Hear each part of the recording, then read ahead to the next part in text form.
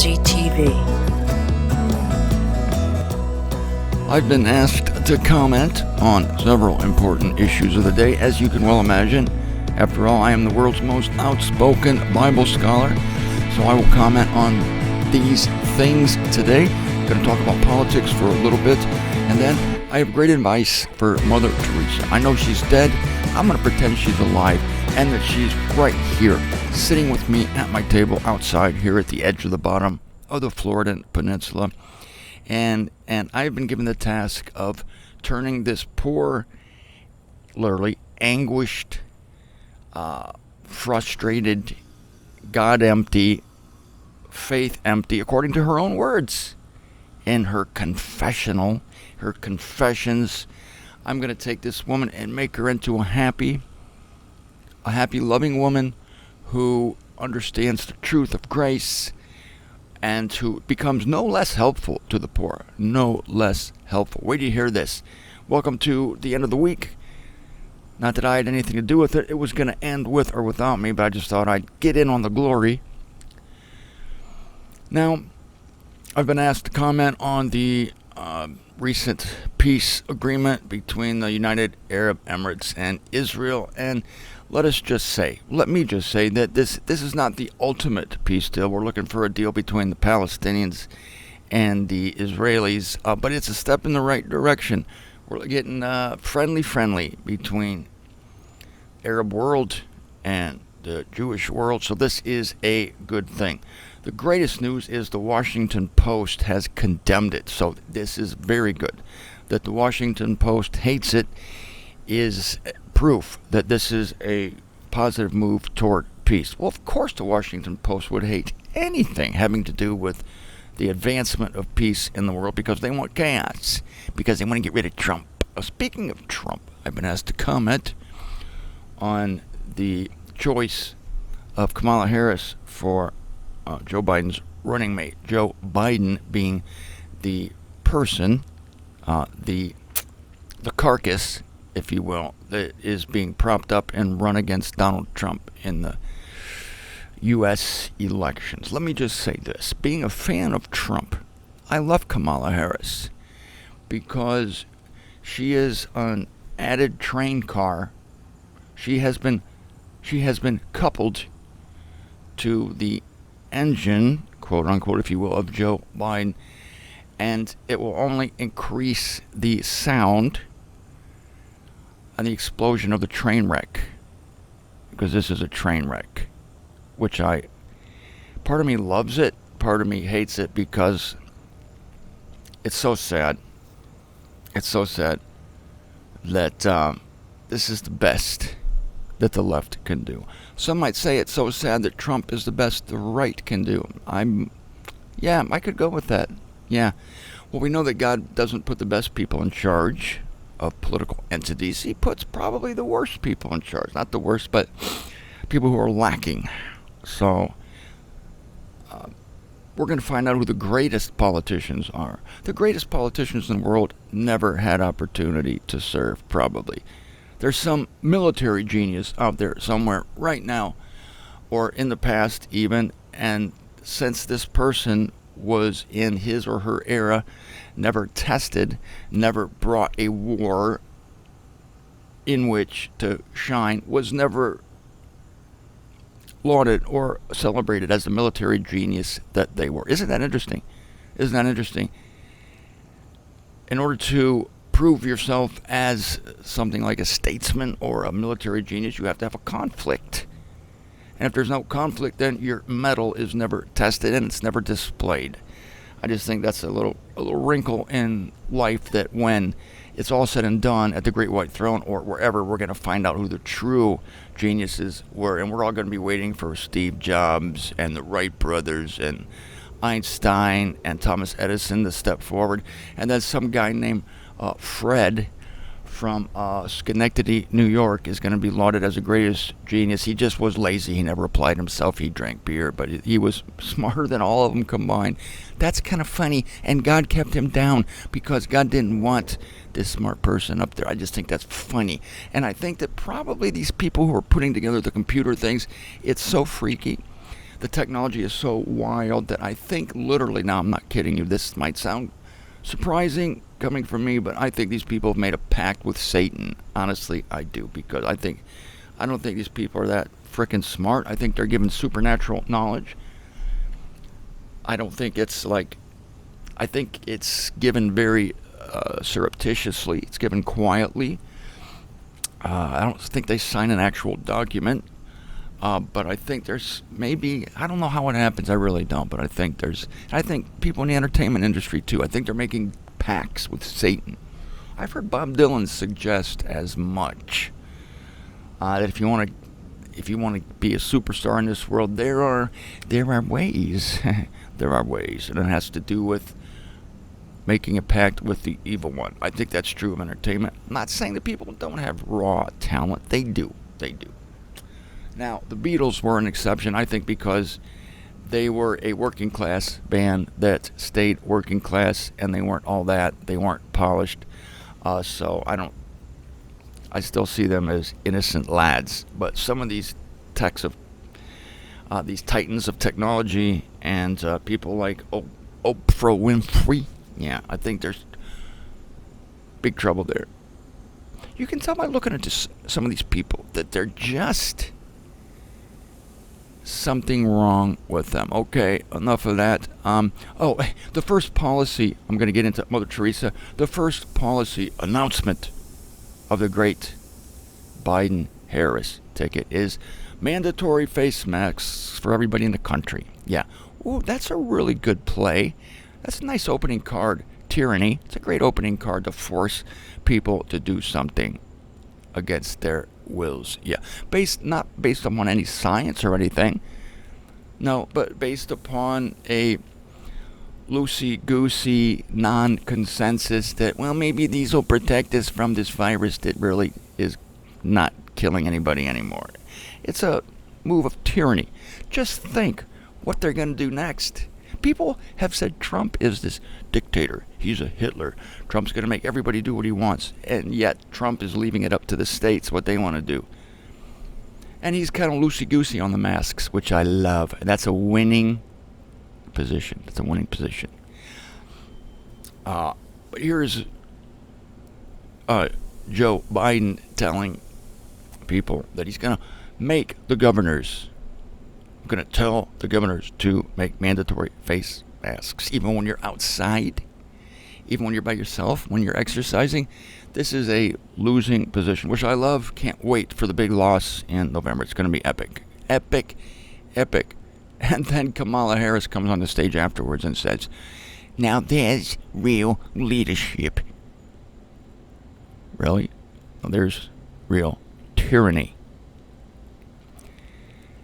But most Americans, Martin, most Americans want masks. 82% of Americans say they're for it. No, 82% of Americans are afraid to say what they really think. But they'll say it in the voting booth. Now, Mother Teresa, you poor soul, I don't think her suffering and her poverty were worth very much because it's mandated by her organization, the Missionaries of Charity. She being one of the Sisters of Charity. How is your suffering and your giving noble when it's required, when you look in the handbook and it says that you must learn farming, you must become poor, you must be angelically chaste, you must, it's like you're checking the boxes. Poor, okay, I'm poor, check. Angelically chaste, yeah, I haven't had an orgasm in 45 years, check. Absolute poverty, I got nothing in this life, check. She's checking boxes. The boxes demanded by her order. So how is it noble? It's not organic. It's not a move of the spirit. It's checking the handbook. According to the handbook of Mother Teresa's order, the nuns must be souls of prayer and penance. They must be. And absolute poverty, quote, is demanded. Angelic chastity, demanded. Cheerful obedience is demanded. Cheerful obedience. I must be cheerful. Well, she couldn't check that box because I showed you the picture of Teresa yesterday. Not a happy soul. She was miserable, as her writings illustrate. Here's another one of her writings. I'm going to skip ahead to this. Later in life, Mother Teresa wrote to confidants. Ooh, listen to this. Where is my faith? Even deep down, there is nothing but emptiness and darkness. If there be God, please forgive me. If there be God? Wait, excuse me. If there be God? Mother Teresa doubted that there was a God. If there be God. This is late in life, after she had done all her magnificent works, after she'd been celebrated by presidents and celebrities. She was a celebrity herself. Paparazzi followed her. She knew it was all BS. She knew it was false because she knew she was following the rule book. She did not have the Spirit of God within her. She had the spirit of religion. That is not the Spirit of God, and it caused her deep, deep misery. Let us continue with a quote from Mother Teresa later in life to confidants. She writes, "Such deep longing for God, repulsed, empty, no faith, no love, no zeal."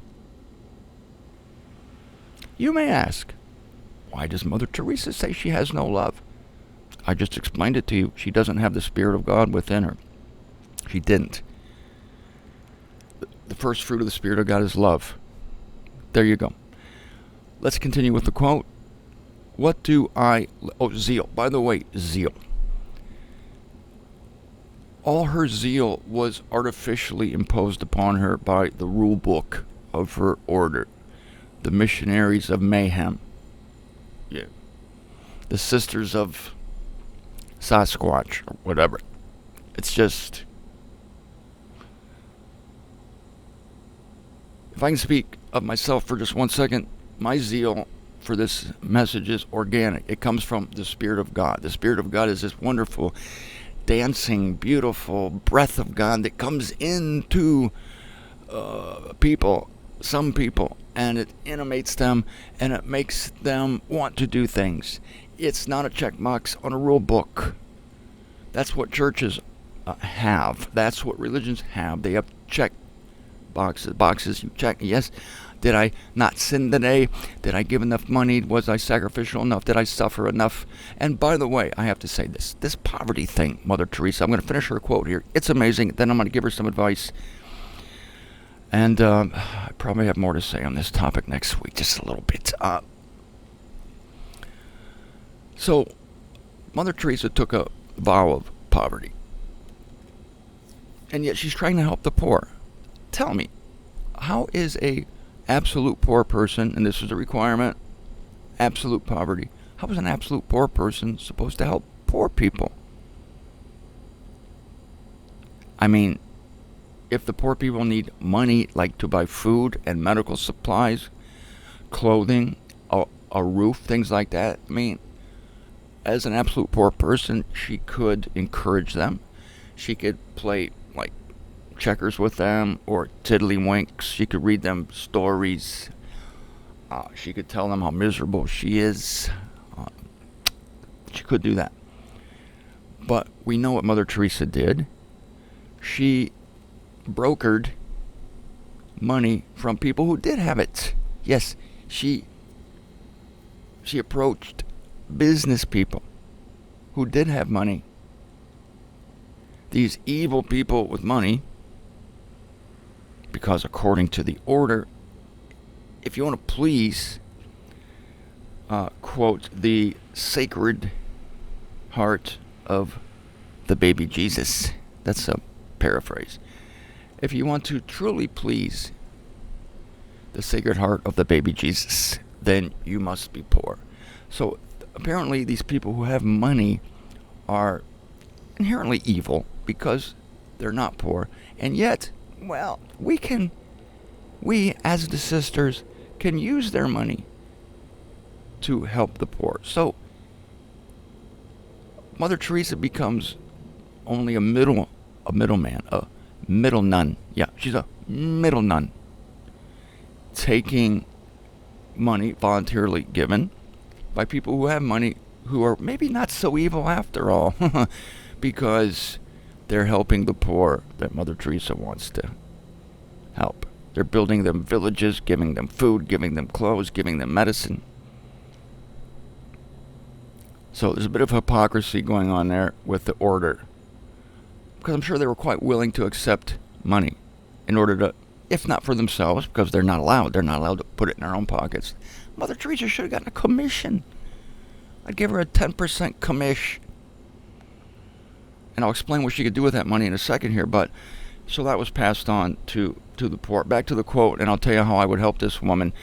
Such deep longing for God, repulsed, empty, no faith, no love, no zeal. What do I labor for? If there be no God, there can be no soul. Oh, that's profound. If there be no soul, then Jesus, you also are not true. I swear to you, this is the writing of Mother Teresa. No faith, no love, doubting the existence of God, doubting even the existence of Jesus Christ. This is the end result of religion. Because Mother Teresa is determinist. Man, this is why I picked her out. Somebody said, why you picking on Mother Teresa? Because she's the ultimate example of somebody who takes religion to the nth degree. And the end of that road is spiritual bankruptcy, because it's not organic. It doesn't come from God. It comes from a rule book. It comes from human dictates. It comes from how the organizers of the order set out the rules in order to make the nuns look humble, in order to make the world go, look at that. Oh, let's give her money. Oh, let's give her money. And if Mother Teresa had pocketed a 10% commish, which I think she would have, she wouldn't have been as attractive. Mother Teresa is now wearing denim skirts and sparkly tops from Target. Well, it takes away the romantic appeal of pure poverty. It was a ploy. It's a frickin' ploy. That's why she's empty. It's not so hard to understand. Mother Teresa. This is my opinion, and I'll close the show for the week with this. In my opinion, Mother Teresa would have been very well served by a vibrator and a beer. It's the first thing I would do for her. No, I would take her to Target. I would get her that denim skirt. Well, I would shave her legs. Or would have somebody else shave them. I would do it. I really would. No, I'm not above that. No, I'm not. I would be doing a service to shave Mother Teresa's legs. I'd have to put a lot of newspaper on the floor, but that's okay. And I like a broom, a push broom. But then I would get her a denim skirt from Target and a sparkly top, maybe something with a heart on it. Nah, it's too corny. No, just sparkles, no design, just a nice top. I would take her to the gym. She needs a workout. Her muscles, look like they're very weak. She looks more like a blob.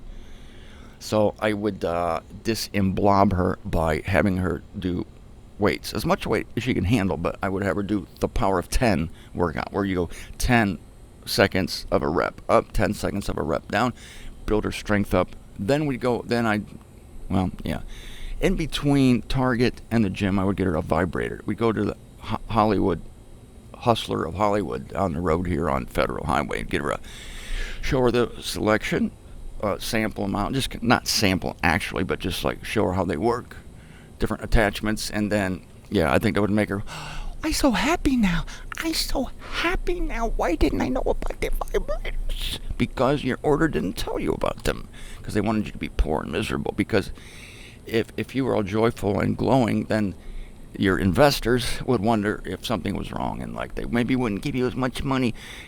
Then I'd start having her listen to my show.